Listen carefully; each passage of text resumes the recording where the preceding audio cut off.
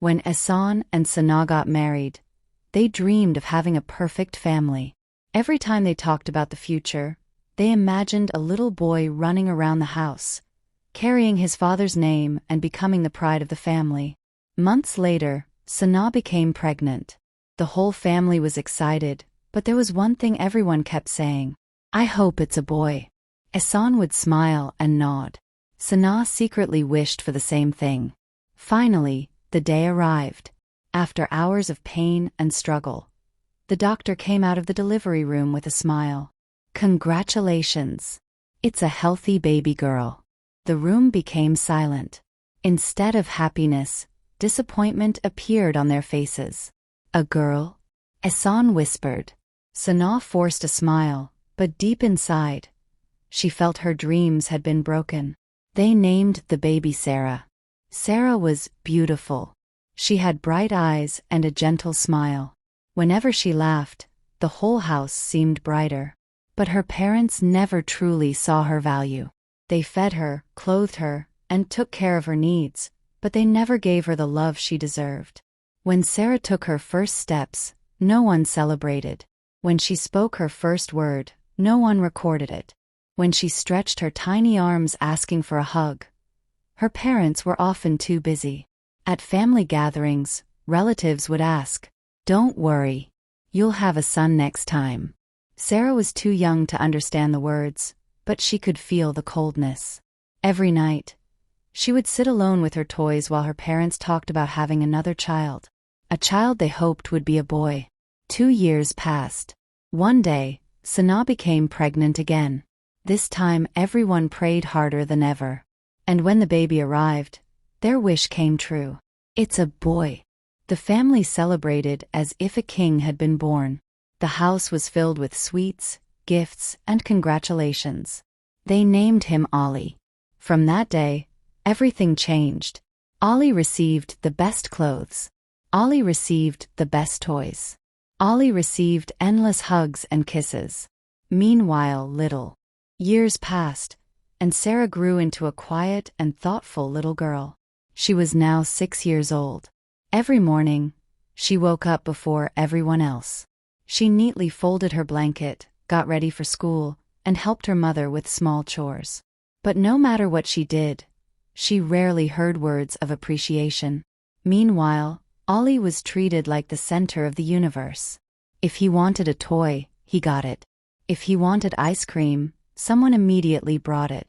If he made a mistake, everyone laughed and called it cute. Sarah watched everything silently.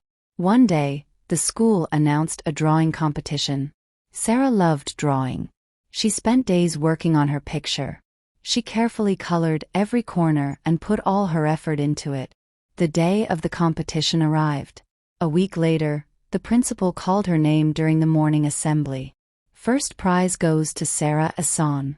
The entire school applauded. Sarah's eyes sparkled with happiness. For the first time in her life, she felt proud of herself. She received a trophy and a certificate. On her way home, she held them tightly against her chest. She could hardly wait to show her parents. When she entered the house, she found her father playing with Ali. "Daddy," she shouted excitedly. Ehsan looked up. "What happened?" Sarah proudly held out the trophy. "I won first prize in school." Without even standing up, Ehsan glanced at it. "That's nice." Then he immediately turned back to Ali. "Look, son, let's play with your new car." Sarah froze. That was all. No hug, no congratulations, no celebration. Just 2 simple words. "That's nice." Her excitement disappeared instantly. She slowly walked to her room. That night, she placed the trophy on a shelf beside her bed. She stared at it for a long time. The trophy represented her hard work, but it couldn't fill the emptiness in her heart. Days later, another incident occurred. Ali became sick with a mild fay. Sarah was now 11 years old. Time had changed many things in the house, but not her position in it. She was still the quiet daughter in the background, the one who helped without being asked, and the one who received attention only when something went wrong. Ali, on the other hand, was now 7. He had become more demanding, more stubborn, and more used to getting everything instantly. If he cried, the house stopped. If he shouted, everyone rushed. If he refused to eat, different meals were cooked until he was happy. Sarah noticed everything, but she said nothing. One evening, something small happened that left a deep mark on her heart. It was Ali's birthday. The house was decorated with balloons and lights. A big cake was placed on the table. Guests were invited, and gifts were piled up in the corner. Sarah helped her mother all day. She cleaned the house, arranged chairs, and even wrapped a few gifts. Nobody thanked her. When the party started, Ali was the star. Everyone clapped for him. Everyone gave him gifts. Everyone took pictures with him. Sarah stood near the wall, watching quietly. She didn't expect anything, but deep inside, she still wished someone would notice her effort. At one point, the cake cutting began. Ali laughed loudly as he smashed cake on everyone's faces. Everyone laughed with him. Then he turned towards Sarah. Without thinking, he threw a piece of cake at her dress. The room went silent for a second. Then laughter again. "Kids will be kids," someone said. Sarah stood still. Cake slowly dripped down her clothes. No one offered to clean her. No one said sorry. She quietly walked away to the kitchen and cleaned herself.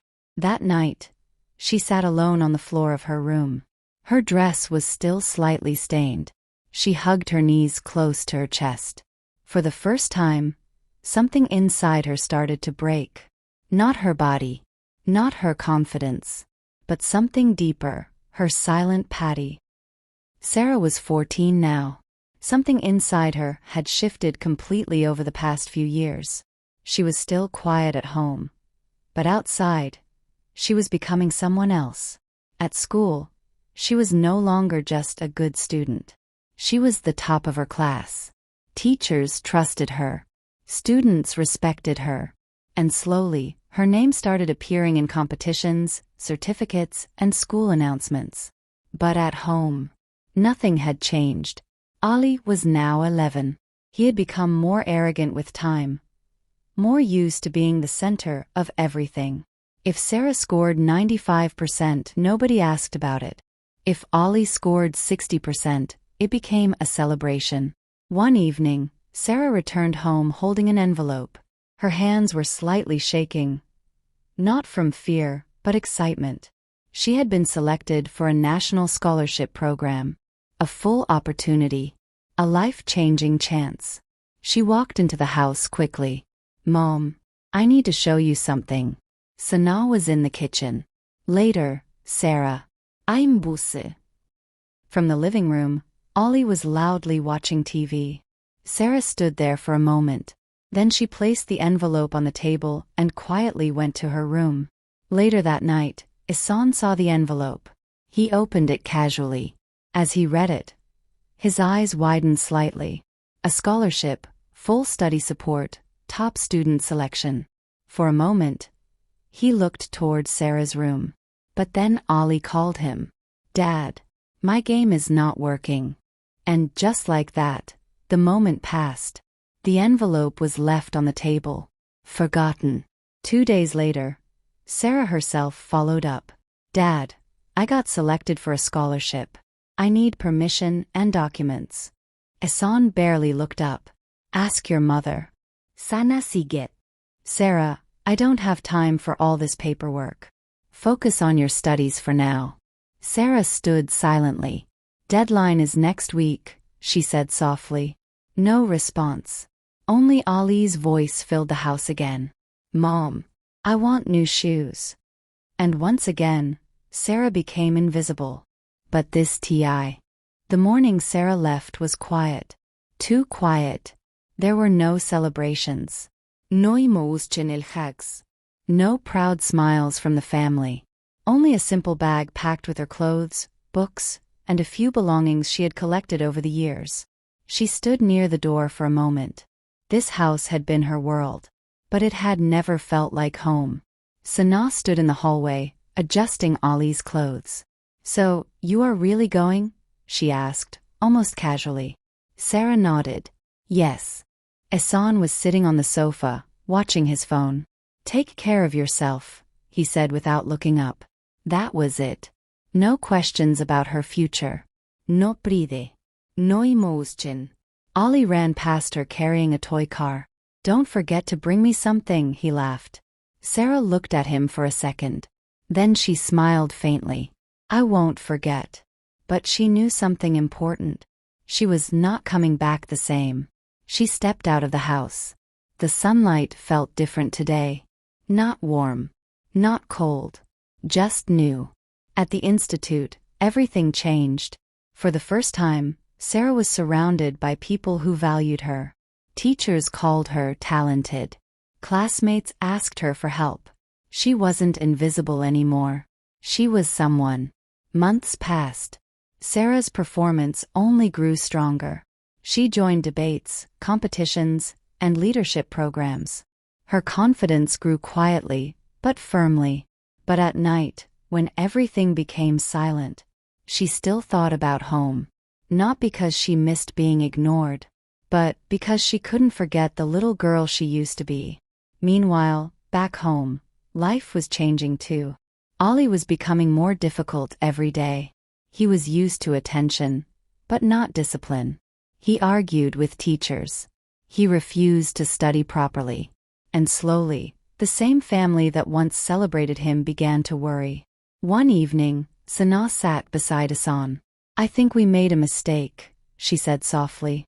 Ehsan didn't respond immediately. Then he asked, about S. Years passed. Sarah was now 22. She had completed her higher studies with distinction and was offered an opportunity to work at a respected organization.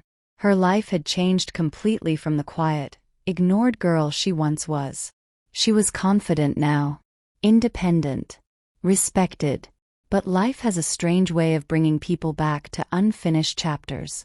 One evening, she received a call. It was from her mother. Sana's voice sounded tired and older than before. Sarah, can you come home for a few days? There was a pause. Sarah didn't answer immediately.